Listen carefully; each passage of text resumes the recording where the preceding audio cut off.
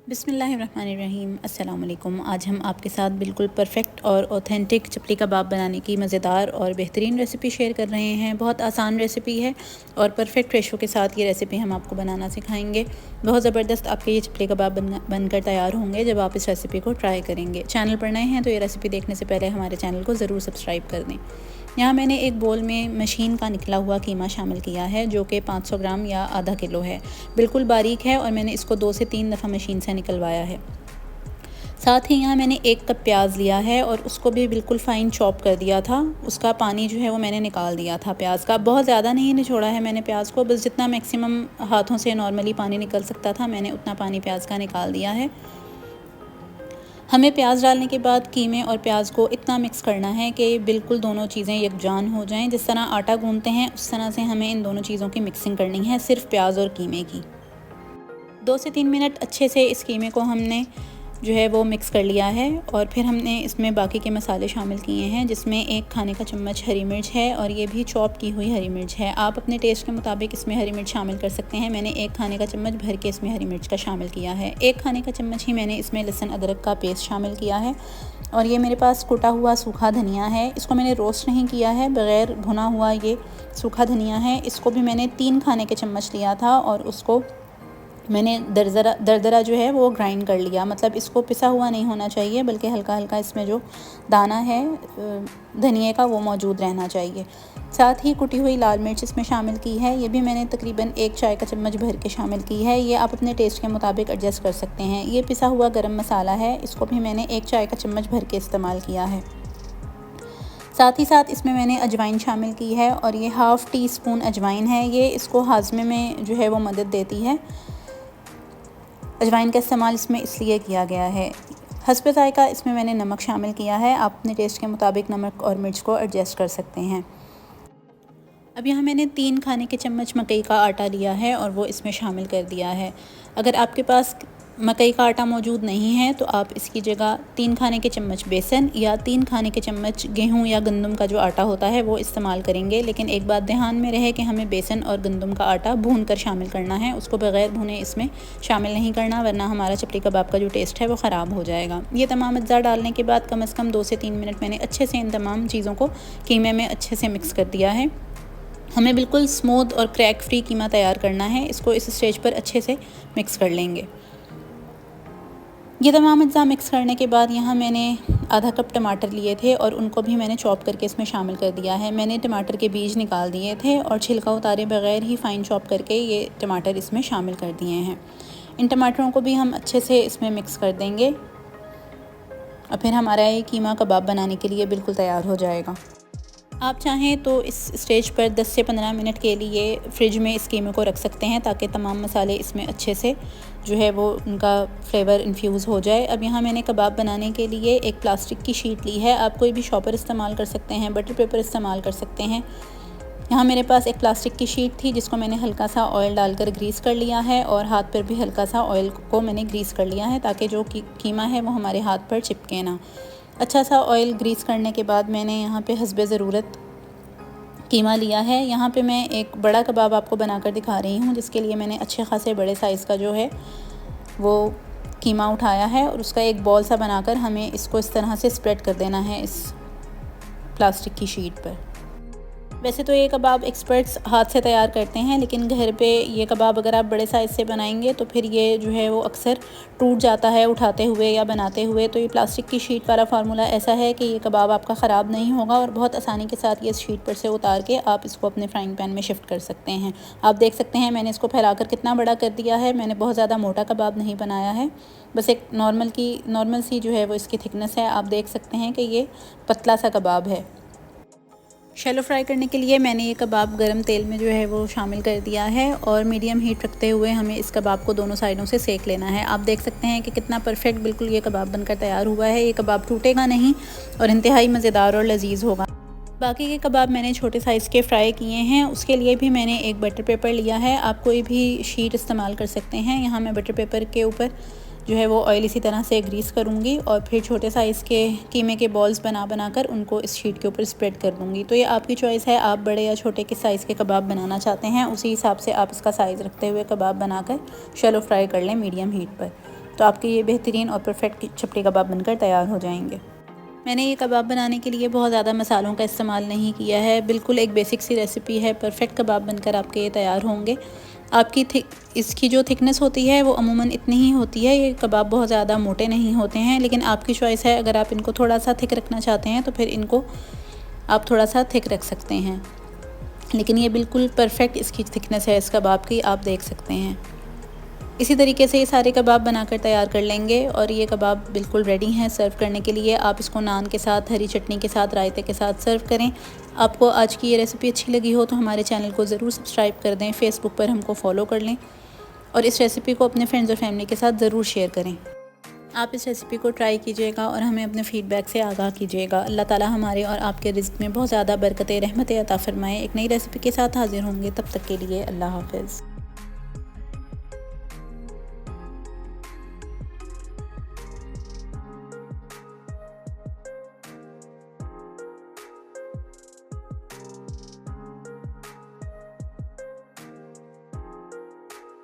बिस्मिल्लाहिर्रहमानिर्रहीम, अस्सलाम वालेकुम। एक नई रेसिपी के साथ आपको वेलकम करते हैं। अगर आप शादियों वाला देगी कढ़ाई गोश्त खाना चाहते हैं तो ये रेसिपी आपके लिए है। ऑथेंटिक वे में बनाएंगे और बहुत ही आसानी के साथ बग़ैर किसी ख़ास मसाले के इस रेसिपी को घर पर बनाकर तैयार करेंगे। खाने वाला यकीन नहीं करेगा कि ये आपने कढ़ाई गोश्त घर पर बनाया है। तो एक दफ़ा आप इस रेसिपी को ज़रूर ट्राई कीजिएगा और हमें अपने फ़ीडबैक से भी आगाह कीजिएगा। 1 किलो गोश्त की देगी कढ़ाई बनाने के लिए मैंने 1 कप तेल शामिल किया है एक पतीली में और उसमें चंद खड़े मसाले शामिल किए हैं, जिसमें 1 बड़ी इलायची, 2 से 3 छोटी इलायची, 1 चाय का चम्मच ज़ीरा और 1 छोटा टुकड़ा दालचीनी का शामिल है। इसके अलावा कोई दूसरा खड़ा मसाला हमें इसमें इस्तेमाल नहीं करना। साथ ही साथ मैंने 2 बड़े साइज़ के प्याज लिए थे, जो तकरीबन 150 से 200 ग्राम के दरमियान इनका वज़न था। वो स्लाइस करके मैंने इसमें शामिल कर दिया है। हमें इस प्याज को हल्का सा गोल्डन होने तक फ्राई करना है, बहुत ज़्यादा ओवर फ्राई नहीं करना। लेकिन जैसे ही प्याज गोल्डन होना शुरू होगा, यहाँ मैंने इसमें 1 किलो बकरे का गोश्त शामिल कर दिया है, हड्डी वाला। आपकी चॉइस है, आप इसको बीफ में भी बना सकते हैं। प्याज में गोश्त शामिल करने के बाद इसको 1 से 2 मिनट मीडियम हीट रखते हुए हमें पका लेना है कि इसका जो गोश्त का कलर है वो थोड़ा सा चेंज हो जाए। गोश्त का कलर चेंज होगा तो मैंने यहाँ इसमें 1 खाने का चम्मच, जो चावल खाने वाला चम्मच होता है, वो भर के लहसुन अदरक का पेस्ट शामिल किया है। साथ ही साथ इसमें मैंने मसाले शामिल किए हैं, जिसमें 1 खाने का चम्मच लाल मिर्च है, 1 खाने का चम्मच धनिया पाउडर है, 1 चाय का चम्मच हल्दी है और हस्बे ज़ायका नमक मैंने इसमें शामिल कर दिया है। ये तमाम अज्जा शामिल करने के बाद हमें चूल्हा तेज़ करके इसका सारा जो पानी है वो ड्राई कर लेना है और इस मसाले में इस गोश्त को अच्छे से भून लेना है। जैसे ही ये मसाला अच्छे से भुन जाएगा और ऑयल ऊपर आने लगेगा तो मैं इसमें आधा किलो स्लाइस किए हुए टमाटर शामिल कर दूंगी। मैंने ये टमाटर छिलका उतार कर शामिल किए हैं। आपकी चॉइस है, आप छिलका उतारना चाहते हैं तो उतार लें, वरना आप छिलकों समेत भी इन टमाटरों को इस्तेमाल कर सकते हैं। टमाटर डालने के बाद भी हम इसको एक दफ़ा अच्छे से मिक्स करेंगे। इसमें गोश्त गलाने का पानी शामिल करेंगे और फिर इस गोश्त को गलने के लिए रख देंगे। तकरीबन 1 से 1.5 कप पानी काफ़ी है, क्योंकि टमाटर अपना पानी भी रिलीज़ करेंगे, तो इस पानी में ये गोश्त गल जाएगा। अगर आपको महसूस हो कि गोश्त देर में गलने वाला है तो फिर आप पानी की क्वांटिटी ज़्यादा कर सकते हैं, या प्रेशर लगाना है तो फिर आप प्रेशर कुकर भी लगा सकते हैं इस स्टेज पर। तकरीबन 40 से 45 मिनट के बाद ये गोश्त अच्छे से जो है वो गल गया था। आप देख सकते हैं टमाटर भी बिल्कुल हमारे जो हैं वो मैशी हो गए हैं और इसका पानी भी खुश्क होने लगा है। अब इस स्टेज पर मैं इसमें 150 ग्राम दही शामिल कर दूंगी। दही को मैंने फेंट लिया था, चूल्हा हल्का करके मैं दही इसमें शामिल करूंगी और एक दफ़ा अच्छे से मिक्स करने के बाद चूल्हा तेज़ करके इस सारे सालन को मैं अच्छे से भून लूँगी। इस स्टेज पर अगर आपको लगता है कि गोश्त में थोड़ी सी कसर मौजूद है तो आप इसको कवर करके मज़ीद 10 से 15 मिनट के लिए गलने के लिए रख सकते हैं। लेकिन यहाँ पे मैंने गोश्त को कम्प्लीटली गला लिया था, तो मैं इसको तेज़ आंच करके इसका सारा पानी जो है वो ड्राई कर लूँगी। जब आप इस रेसिपी को ट्राई करेंगे तो इस स्टेज पर आपको ये फ़ील होगा कि इसमें से जो है वो देगी कढ़ाई जैसी खुशबू आना शुरू हो गई है। तो अगर आपको ये रेसिपी अच्छी लगे, हमारे चैनल को सब्सक्राइब कर दें और इस रेसिपी को अपने फ्रेंड्स और फैमिली के साथ शेयर करना ना भूलें। अब इसका ऑयल जो है कढ़ाई का वो ऊपर आ गया है, तो यहाँ मैंने 1 खाने का चम्मच पिसा हुआ गरम मसाला और 1 खाने का चम्मच कुटा हुआ सूखा धनिया इस पर शामिल कर दिया है। 2 से 3 खाने के चम्मच मैंने इसमें हरा धनिया शामिल किया है। 8 से 10 हरी मिर्चें ली थी, वो शामिल की हैं और 1 बड़ा टुकड़ा मैंने अदरक का जो है वो जूलन कट करके इसमें शामिल कर दिया है। अदरक का इस्तेमाल हमें इस स्टेज पर ज़्यादा करना है, क्योंकि जो देगी कढ़ाई होती है उसमें अदरक का इस्तेमाल आखिर में ज़्यादा किया जाता है। हल्के हाथ से इस सारे मसाले को अच्छे से मिक्स करेंगे और फिर इसको मैं दम पर 1 से 2 मिनट के लिए रख दूँगी, बिल्कुल धीमी आंच करके, ताकि तमाम मसाले इन्फ्यूज़ हो जाएं अच्छे से इसमें। हमें उम्मीद है आप इस रेसिपी को ट्राई करेंगे तो यकीनन ये रेसिपी आपको बहुत अच्छी लगने वाली है। 2 से 3 मिनट के बाद ये कढ़ाई सर्व करने के लिए रेडी है। आप इसको रोगनी नान के साथ, सादे नान और रोटी के साथ सर्व कर सकते हैं। अल्लाह ताला हमारे और आपके रिज़्क़ में बहुत ज़्यादा बरकतें अता फ़रमाए। एक नई रेसिपी के साथ हाज़िर होंगे, तब तक के लिए अल्लाह हाफ़िज़।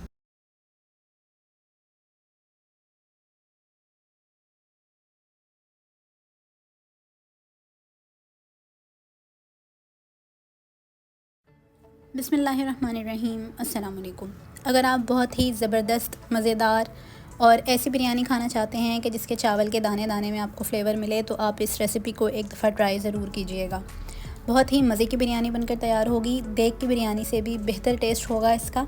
आप एक दफ़ा इस रेसिपी को ट्राई करेंगे तो खाने वाला खुश हो जाएगा इस बिरयानी को। आप हमारे चैनल पर नए हैं तो ये रेसिपी देखने से पहले हमारे चैनल को सब्सक्राइब कर दें, और अगर आपको ये रेसिपी अच्छी लगे तो इस रेसिपी को अपने फ्रेंड्स और फैमिली के साथ शेयर करना बिल्कुल ना भूलिए। 1.5 किलो चिकन और 1.5 किलो चावलों के साथ आपको इस बिरयानी की परफेक्ट रेसिपी मिलेगी, जो बहुत ही खुशबूदार और जायके से भरपूर बनकर तैयार होगी। इस बिरयानी को बनाना शुरू करते हैं। बिरयानी बनाने के लिए मैंने एक बड़े साइज़ की पतीली ली है, क्योंकि हमें दम भी इसी में ही लगाना है, मतलब चावलों की जो लेयर है वो ऊपर से इसमें आएगी, तो हम इसी में ही ग्रेवी को तैयार करेंगे जिसमें हमें दम लगाना है। इसमें मैंने 1.5 कप ऑयल का शामिल कर दिया है। 1.5 किलो चिकन में 1.5 कप जो है वो ऑयल का शामिल कर देंगे। साथ ही साथ 4 दरमियानी साइज़ के प्याज लिए थे, उनको बारीक स्लाइस करके वो इसमें शामिल कर दिया। चंद खड़े मसाले लिए हैं, जिसमें 2 बड़ी इलायची, 8 से 10 छोटी इलायची, 5 से 6 लौंग, 10 से 12 काली मिर्चें, 2 बादियान के फूल, 1 बड़ा खाने का चम्मच ज़ीरा और 5 से 6 जो है वो स्टिक्स शामिल हैं दालचीनी की। अगर बड़ी स्टिक्स हैं तो 2 काफ़ी हैं, और अगर छोटी हैं तो आप 4 से 5 पीस दालचीनी के इसमें शामिल कर सकते हैं। इन तमाम मसालों के साथ हमें प्याज को इतना फ्राई करना है कि ये गोल्डन होना शुरू हो जाए। जैसे ही प्याज लाइट गोल्डन होगा, मैं यहाँ पे 4 खाने के चम्मच लहसुन अदरक का पेस्ट शामिल कर दूँगी। साथ ही थोड़ा सा पानी शामिल किया है, और मसालों में नमक, मिर्च, हल्दी और धनिया शामिल है, जो मैंने 1-1 खाने का चम्मच लिया है। नमक आप अपने हिसाब से एडजस्ट कर सकते हैं, लेकिन फ़िलहाल मैंने 1-1 खाने का चम्मच हर चीज़ का मसालों में शामिल कर दिया है। आधा किलो टमाटर लिए थे और उनको मैंने छिलका उतार के स्लाइस करके इसमें शामिल कर दिया है। टमाटर डालने के बाद अच्छे से इन तमाम मसालों को मिक्स करेंगे, और फिर मैं इसको कवर करके पकने के लिए रख दूँगी तकरीबन 8 से 10 मिनट के लिए मीडियम लो हीट पे, ताकि जो टमाटर हैं अच्छे से गल जाएं और हमें जो है वो प्याज और टमाटर की ग्रेवी मिल जाए। तकरीबन 10 मिनट के बाद जो है वो आप देख सकते हैं अच्छे से टमाटर गल गए थे। अभी इसमें मॉइस्चर मौजूद है, तो मैंने चूल्हे को थोड़ा सा तेज़ किया था और इस मसाले को अच्छे से भून लिया था। बहुत ज़्यादा ओवर ड्राई करने की ज़रूरत नहीं है, बस ऑयल ऊपर आना शुरू हो जाएगा तो हम इसमें 1.5 किलो चिकन शामिल कर देंगे। मैंने नॉर्मल पीसेस करवाए हैं, आप छोटे बड़े पीसेस जिस तरह से भी रखना चाहते हैं अपने हिसाब से रख सकते हैं। इस मसाले में इस चिकन को अच्छे से मिक्स कर लेंगे। इसको मिक्स करके मैं चिकन को गलने के लिए रख दूँगी। मैंने इस स्टेज पर इसमें पानी शामिल नहीं किया था, चिकन अपने ही पानी में गलेगा, और जो टमाटरों का भी इसमें मॉइस्चर मौजूद है तो ये चिकन इसी में गल जाएगा, हमें एक्स्ट्रा पानी डालने की ज़रूरत नहीं है। तो तकरीबन 10 से 12 मिनट तक मैंने इस चिकन को जो है वो गलने के लिए रख दिया था लो हीट पर, और 10 से 12 मिनट के बाद 13 मिनट के बाद हमारी ये जो चिकन है ये गल गई थी। आप देख सकते हैं अभी भी इसमें मॉइस्चर मौजूद है। चूल्हा तेज़ करके मैं ऑयल को ऊपर आने दूंगी। बहुत ज़्यादा ओवर ड्राई नहीं करना, ओवर कुक नहीं करना, वरना ये जो ग्रेवी है वो बिल्कुल ड्राई हो जाएगी। जैसे ही ऑयल ऊपर आएगा, मैंने इसमें आधा कप हरा धनिया और आधा कप पुदीना शामिल कर दिया। 5 से 6 हरी मिर्चें ली थी, उनको बीच से कट करके शामिल कर दिया, और 1 चाय का चम्मच मैंने इसमें इस मसाले का शामिल किया है, जिसमें मैंने 1 बादियान का फूल लिया था, 1 छोटा टुकड़ा जावित्री का लिया था और आधा जायफल लिया था। इन तमाम अज़ा को मैंने अच्छे से जो है वो बारीक पीस के उसका पाउडर बनाया, और ये पाउडर इस स्टेज पर मैंने इसमें शामिल कर दिया है। 2 से 3 कतरे मैंने इसमें केवड़ा एसेंस शामिल किए हैं। अगर आपके पास केवड़ा वाटर है तो 1 चाय का चम्मच आप इसमें केवड़ा वाटर शामिल कर सकते हैं।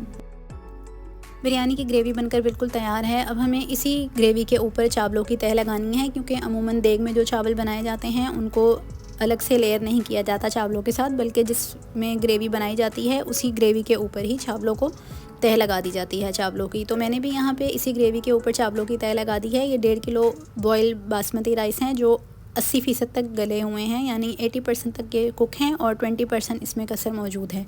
थोड़े से गरम मसाले के साथ मैंने इनको जो है वो बॉयल किया था। इसका पूरा तरीका मेरे पास एक वीडियो में मौजूद है, जिसका मैं डिस्क्रिप्शन बॉक्स में लिंक दे दूँगी और आई लिंक भी शेयर कर दूँगी। अब मैंने चावलों की लेयर लगाने के बाद यहाँ पे फूड कलर जो है वो ड्राई वाला था मेरे पास, तो उसको सिर्फ एक साइड पे डाला है। आप भी कलर इसी तरह से डालेंगे तो बहुत अच्छा कलर आएगा बिरयानी पे। तकरीबन 20 मिनट तक मैंने इसको दम लगाया है। 20 से 25 मिनट तक 5 मिनट तेज़ चूल्हे पे रखा था और फिर बाकी के 15 से 20 मिनट मैंने बिल्कुल स्लो फ्लेम पर इन चावलों को दम पे आने दिया है। तो 20 से 25 मिनट के बाद हमारे ये चावल दम पर आ जाएंगे और ये बेहतरीन मज़ेदार खिले खिले चावलों वाली बिरयानी बनकर बिल्कुल तैयार हो जाएगी। बग़ैर किसी बिरयानी मसाले के ये बेहतरीन बिरयानी बनकर तैयार होगी और बहुत ही परफेक्ट बिरयानी बनेगी जब आप इस तरीके को एज़ इट इज़ फॉलो करेंगे। आपका पूरा घर इस बिरयानी की खुशबू से जो है वो महक उठेगा। तो आप इस बिरयानी को एक दफ़ा ज़रूर ट्राई कीजिएगा, हमें अपने फ़ीडबैक से आगाह कीजिएगा और इस रेसिपी को शेयर करना बिल्कुल ना भूलिएगा। अल्लाह ताला हमारे और आपके रिज़्क़ में बहुत ज़्यादा बरकतें रहमतें अता फ़रमाए। मज़ीद नई रेसिपीज़ के साथ हाज़िर होंगे, तब तक के लिए इजाज़त दीजिए। अल्लाह हाफ़िज़। बिस्मिल्लाहिर्रहमानिर्रहीम। अस्सलाम वालेकुम। एक नई रेसिपी के साथ आपको वेलकम करते हैं। आम का सीज़न है और आपने आम के साथ बहुत सारी रेसिपीज़ ट्राई की होंगी, बेशुमार तरह के डिज़र्ट्स बनाए होंगे, लेकिन हमें पूरी उम्मीद है कि जो डिज़र्ट हम आपको आज बनाना सिखा रहे हैं आम के साथ, वो आपने इससे पहले ट्राई नहीं किया होगा।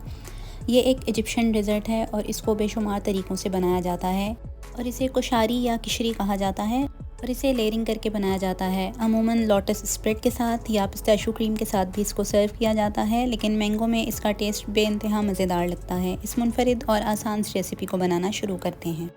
इसे बनाने के लिए हम सबसे पहले राइस पुडिंग तैयार करेंगे, जिसके लिए मैंने 2 खाने के चम्मच चावल लिए थे और उनको पानी में भिगो दिया था। तकरीबन आधा पौना घंटे के लिए आप इनको भिगो के रख दें और जब ये भीग जाएंगे तो हम इसको हाथों की मदद से जितना ये टूट सकेगा, जितना हम इन चावलों को क्रश कर सकते हैं, हम क्रश कर लेंगे। याद रहे कि हमने इन चावलों को ग्राइंड नहीं करना। अब यहाँ मैंने एक पतीली में आधा किलो दूध लिया था और जो हमने चावल क्रश करके रखे थे आधा घंटा भिगोने के बाद, वो चावल मैंने इसमें शामिल कर दिए हैं।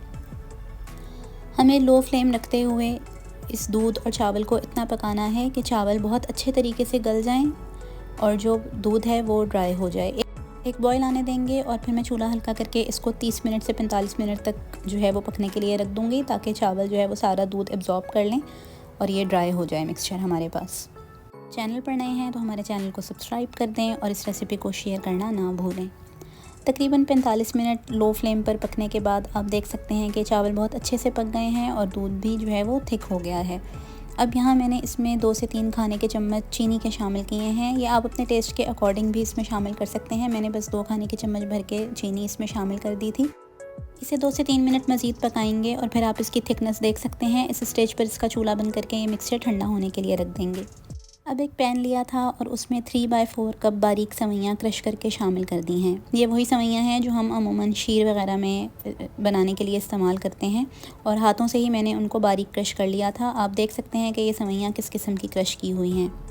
भूनते हुए इनका कलर थोड़ा चेंज होगा और खुशबू आने लगेगी तो मैंने चूल्हा बंद कर दिया है और इस स्टेज पर मैंने तकरीबन 1 खाने का चम्मच इसमें शहद का शामिल कर दिया है। गर्म होते हुए ही हम ये शहद और सवैयाँ अच्छे से मिक्स कर देंगे और फिर इस मिक्सचर को भी हम ठंडा होने के लिए रख देंगे।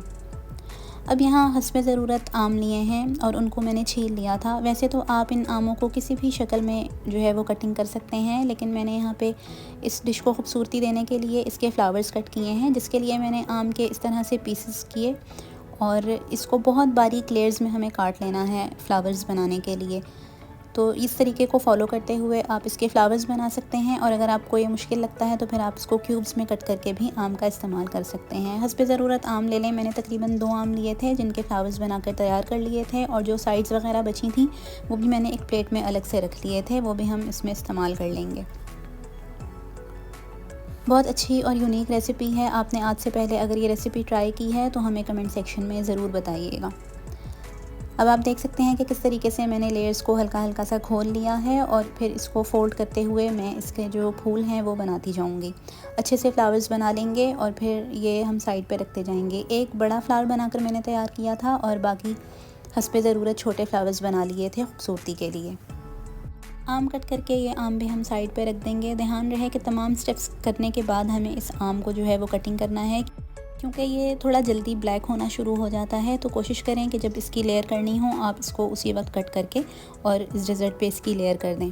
अब एक बोल में मैंने विपिंग क्रीम ली थी जो तकरीबन आधा किलो थी और उसमें 1/4 कप यानी 1/4 कप चीनी डाल के उसको मैंने विप कर लिया था। क्रीम और चीनी की मिकदार को भी आप कम या ज़्यादा अपनी ज़रूरत के मुताबिक कर सकते हैं। अब जो हमने चावल और दूध का मिक्सचर बना के रखा था वो हम इसमें शामिल कर देंगे। ठंडा होने के बाद ये अच्छा खासा गाढ़ा हो गया था तो वो मैंने इसमें शामिल कर दिया है। इसको एक दफ़ा हल्के से मिक्स करेंगे और फिर जो सेवइयाँ हमने शहद के साथ मिक्स करके रखी थी ठंडा होने पे, वो भी हम इस मिक्सचर में ऐड कर देंगे। सारी सेवइयाँ हम इसमें डाल देंगे और इसको भी एक अच्छा सा क्विक मिक्स कर देंगे। वैसे तो आप चाहें आप इसमें हर चीज़ की अलग अलग से लेयर कर सकते हैं, लेकिन मैंने इन 3 अज्जा को अच्छे से इसमें मिक्स कर दिया है। ऑथेंटिक रेसिपी में इसकी लेयरिंग इसी तरह से की जाती है कि पहले विपिंग क्रीम होती है, उसके बाद राइस पुडिंग और फिर आखिर में सेवइयाँ डालने के बाद दोबारा से क्रीम और आम या जो कोई भी हमें स्प्रेड यूज़ करना होता है उसकी एक लेयर दे दी जाती है। लेकिन मैंने इन अज्जा को मिक्स कर दिया है। ये भी टोटली आपकी चॉइस है, आप लेयर के साथ बनाना चाहते हैं तो फिर आप लेयरिंग भी कर सकते हैं। अब इसे असेंबल करने के लिए मैंने एक शीशे का बोल लिया है और जो हमने आम काटे थे उसकी जो साइड्स बची थी फ्लावर बनाने के बाद, वो मैंने इसमें इसकी जो तय है बोल की उसमें शामिल कर दिए हैं। आप आम की मिकदार को बढ़ा भी सकते हैं। अब जो मिक्सचर हमने क्रीम और दूसरी चीज़ों का तैयार करके रखा था वो हम इस बोल में सारा जो है वो शामिल कर देंगे।